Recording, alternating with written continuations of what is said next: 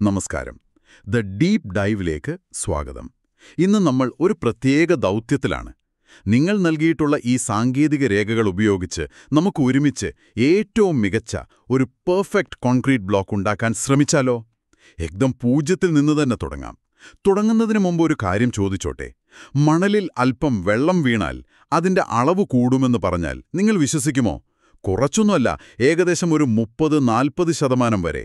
ഇത് വെറും മാജിക് അല്ല, ഇതിന് പിന്നിലൊരു ശാസ്ത്രമുണ്ട്. ആ രഹസ്യം നമുക്ക് വഴിയെ കണ്ടുപിടിക്കാം. തീർച്ചയായും. ആ ദൗത്യം എനിക്കിഷ്ടപ്പെട്ടു. കോൺക്രീറ്റ് ഉണ്ടാക്കുന്നത് ഒരു ചായയുണ്ടാക്കുന്നത് പോലെ അത്ര സിമ്പിൾ അല്ല. ഓരോ ചേരുമയ്ക്കും അതിൻ്റേതായ സ്ഥാനമുണ്ട്. ഒരൽപ്പം അങ്ങോട്ടോ ഇങ്ങോട്ടോ മാറിയാൽ അതിന്റെ ബലത്തെയും ഈടിനെയും അത് കാര്യമായി ബാധിക്കും. അപ്പോൾ നമ്മുടെ ഈ പെർഫെക്റ്റ് ബ്ലോക്കിനുള്ള ചേരുവകൾ എന്തൊക്കെയാണെന്ന് നോക്കിത്തുടങ്ങിയാലോ? അതെ, അവിടെ തുടങ്ങാം. നമ്മുടെ ഈ ബ്ലോക്ക് ഉണ്ടാക്കാൻ അടിസ്ഥാനപരമായി എന്തൊക്കെയാണ് വേണ്ടത്? സിമന്റും മെറ്റലും മണലും വെള്ളവുമാണെന്ന് നമുക്കെല്ലാവർക്കും അറിയാം. പക്ഷേ നമ്മുടെ രേഖകളിൽ binding material, fine aggregate, course aggregate എന്നൊക്കെയാണ് പറയുന്നത്. നമുക്ക് ഫൈൻ അഗ്രഗേറ്റ്, അതായത് മണലിൽ നിന്ന് തുടങ്ങിയാലോ? അതൊരു ഫില്ലർ മാത്രമല്ലേ? അത് ഇത്ര പ്രാധാന്യമുണ്ടോ? നല്ല ചോദ്യമാണ്. പലരും അങ്ങനെയാണ് കരുതുന്നത്. പക്ഷേ മണലാണ് കോൺക്രീറ്റിലെ വിടവുകൾ നികത്തി അതിനെ ഒരൊറ്റ പിണ്ഡമാക്കി മാറ്റുന്നത്. ശരിയായ മണലില്ലെങ്കിൽ കോൺക്രീറ്റ് ഉണങ്ങുമ്പോൾ ഒരുപാട് വിള്ളലുകൾ വരും. മണലിന്റെ ഗുണമേന്മ അത്രത്തോളം പ്രധാനപ്പെട്ടതുകൊണ്ടാണ് ബ്യൂറോ ഓഫ് ഇന്ത്യൻ സ്റ്റാൻഡേർഡ്സ് പോലും ചെന്നൈയിലെ 800 മണലിനെ ഒരു അളവുകോലായി കണക്കാക്കുന്നത്. ഓ, അപ്പോ 800 മണൽ ഒരു ഗോൾഡ് സ്റ്റാൻഡേർഡ് പോലെയാണെന്നാണോ? അപ്പോൾ എല്ലാ മണലും ഒരുപോലെയല്ല. ഈ രേഖകളിൽ ഫൈൻനെസ് മോഡുലസ് എന്ന് കാണുന്നുണ്ടല്ലോ. അത് കേൾക്കാൻ കുറച്ച് കോംപ്ലിക്കേറ്റഡ് ആയി തോന്നുന്നു. എന്താണത്, സിംപിളായി പറഞ്ഞാൽ? അതെ, മണൽത്തരികളുടെ ശരാശരി വലിപ്പത്തെ സൂചിപ്പിക്കുന്ന ഒരു നമ്പർ മാത്രമാണ്.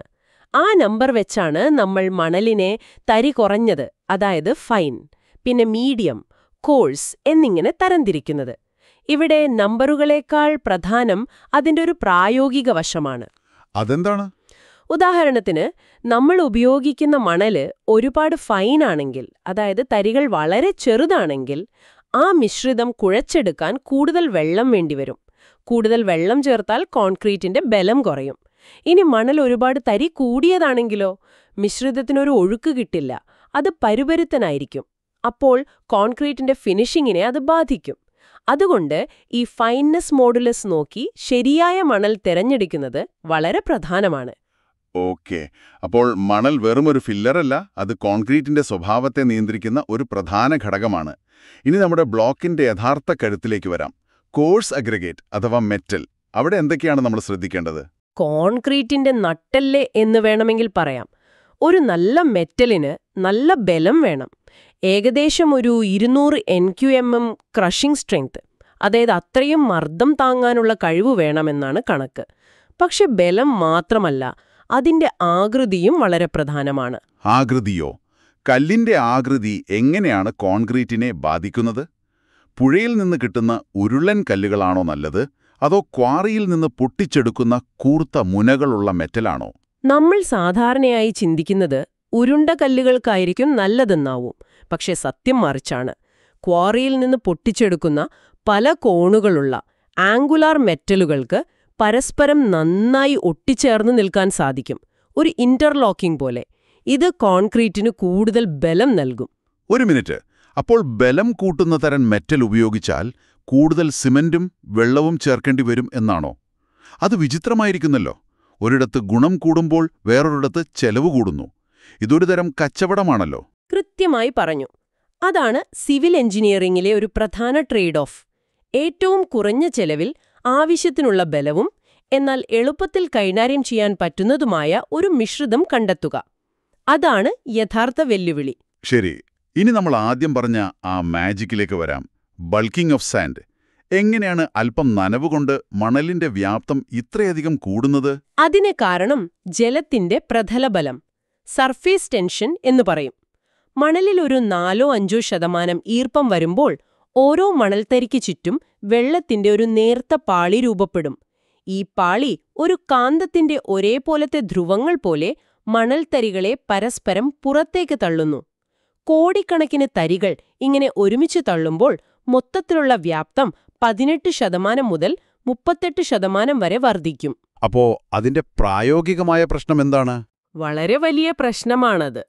നിർമ്മാണ സ്ഥലങ്ങളിൽ സാധാരണയായി അനുപാതം നോക്കുന്നത് ചട്ടിയിലോ കുട്ടയിലോ അളന്നാണല്ലോ.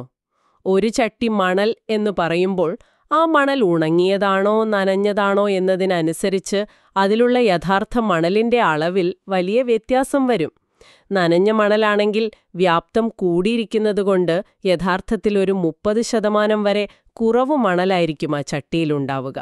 ഇത് കോൺക്രീറ്റിന്റെ അനുപാതം മുഴുവൻ തെറ്റിക്കും. അതുകൊണ്ടാണ് വലിയ പ്രോജക്റ്റുകളിൽ എപ്പോഴും തൂക്കം നോക്കി മാത്രം ചേരുവകൾ അളക്കുന്നത്. അപ്പോ നമ്മുടെ പെർഫെക്റ്റ് ബ്ലോക്കിനുള്ള ചേരുവകളെക്കുറിച്ചൊരു ധാരണയായി. ഇനി ഇവയെല്ലാം ശരിയായ രീതിയിൽ കൂട്ടിച്ചേർക്കണമല്ലോ. ഗ്രേഡിംഗ് എന്നൊരു വാക്ക് ഈ രേഖകളിൽ ആവർത്തിച്ച് കാണുന്നുണ്ട്. എന്താണിതിന്റെ പ്രാധാന്യം? അതിനൊരു ഉദാഹരണം പറയാം. നിങ്ങൾ ഒരു കുപ്പിയര് നിറയെ വലിയ ഗോളികൾ നിറയ്ക്കുകയാണെന്ന് കരുതുക. അതിനിടയിൽ ഒരുപാട് ഒഴിഞ്ഞ സ്ഥലങ്ങളുണ്ടാകും, അല്ലേ? ഇനി ആ കുപ്പിയിലേക്ക് കുറച്ച് ചെറിയ ഗോളികൾ കൂടി ഇട്ടാലോ? ആ വിടവുകൾ ഒരു പരിധിവരെ അടയും. അതിനുശേഷം കുറച്ച് മണലുകൂടി ചേർത്താനോ? ആ കുപ്പി ഏകദേശം പൂർണ്ണമായി നിറയും. ഇതാണ് ഗ്രേഡിംഗ്. പല വലുപ്പത്തിലുള്ള മെറ്റലും മണലും കൃത്യമായ അനുപാതത്തിൽ ചേർത്ത് കോൺക്രീറ്റിലെ വിടവുകൾ പരമാവധി കുറയ്ക്കുന്ന പ്രക്രിയ.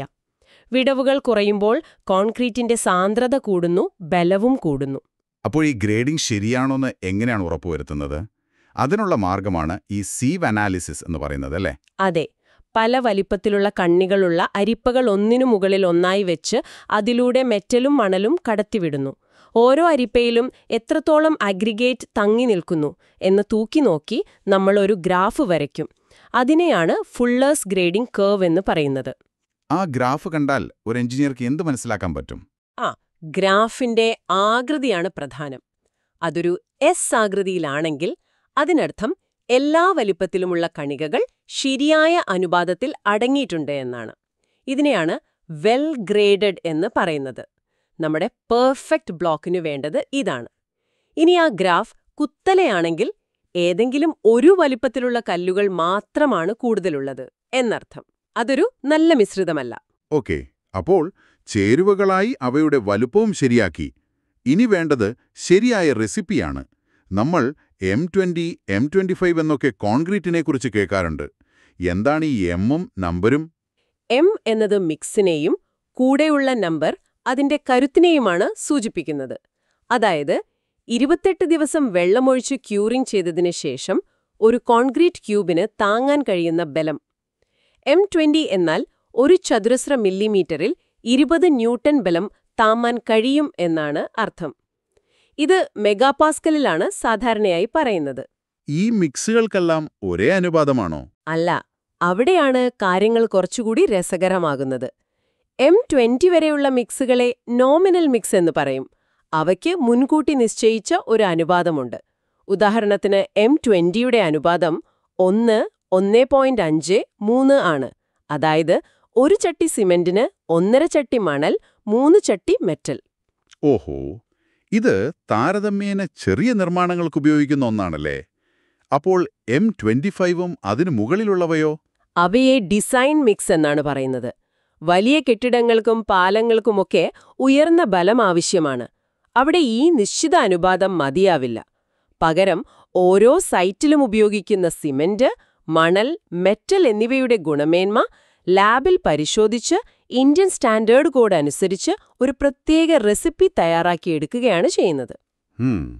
അപ്പോൾ ഈ ഡിസൈൻ മിക്സ് എന്നൊക്കെ പറയുന്നത് വലിയ പാലങ്ങൾക്കും അണക്കെട്ടുകൾക്കും മാത്രമല്ലേ ആവശ്യമുള്ളൂ? ഒരു സാധാരണ വീട് പണിയുമ്പോൾ ഇതിത്ര കാര്യമാക്കേണ്ടതുണ്ടോ? നല്ല ചോദ്യം. ഒരു സാധാരണ വീടിന് നല്ല നിലവാരമുള്ള M20 അല്ലെങ്കിൽ M25 നോമിനൽ മിക്സ് തന്നെ ധാരാളമാണ്. പക്ഷേ ഒരു വലിയ ഹാളിന്റെ മേൽക്കൂര വാർക്കുമ്പോഴോ അല്ലെങ്കിൽ ഡിസൈനിൽ എന്തെങ്കിലും പ്രത്യേകതകൾ ഉണ്ടെങ്കിലോ ഒരു ഡിസൈൻ മിക്സ് ചെയ്യുന്നത് സുരക്ഷ ഉറപ്പാക്കും. ഇതൊരു ടൈലർ നമ്മുടെ അളവെടുത്ത് ഷർട്ട് തയ്ക്കുന്നത് പോലെയാണ്. റെഡിമെയ്ഡ് ഷർട്ട് മതിയാവും, പക്ഷേ കസ്റ്റം മെയ്ഡ് ആവുമ്പോൾ അത് ഏറ്റവും പാകത്തിനായിരിക്കും. ഓക്കെ, അപ്പം നമ്മുടെ ബ്ലോക്കിനുള്ള മിക്സ് തയ്യാറായി. ഇനി അത് അച്ചിലേക്ക് ഒഴിക്കണം. ഇവിടെയാണ് വർക്കബിലിറ്റി എന്ന വാക്ക് വരുന്നത്. നിർമ്മാണ സ്ഥലങ്ങളിൽ കോൺക്രീറ്റ് ലൂസാണ് അല്ലെങ്കിൽ ടൈറ്റാണ് എന്നൊക്കെ ജോലിക്കാർ പറയുന്നത് കേട്ടിട്ടുണ്ട്. അതാണോ ഈ വർക്കബിലിറ്റി? ഏകദേശം അതുതന്നെ. കോൺക്രീറ്റ് മിശ്രിതം എത്രത്തോളം എളുപ്പത്തിൽ കൈകാര്യം ചെയ്യാൻ സാധിക്കുന്നു എന്നതിന്റെ അളവാണ് വർക്കബിലിറ്റി.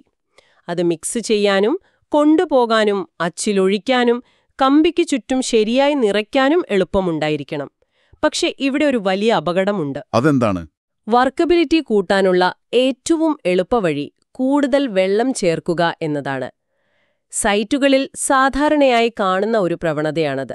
പക്ഷെ ഓർക്കുക, കോൺക്രീറ്റിലേക്ക് അനധികൃതമായി ചേർക്കുന്ന ഓരോ തുള്ളി വെള്ളവും അതിന്റെ അന്തിമമായ ബലത്തിൽ നിന്ന് ഒരു ഭാഗം മോഷ്ടിക്കുകയാണ്. അതൊരു അതിലോലമായ സന്തുലിതാവസ്ഥയാണ്.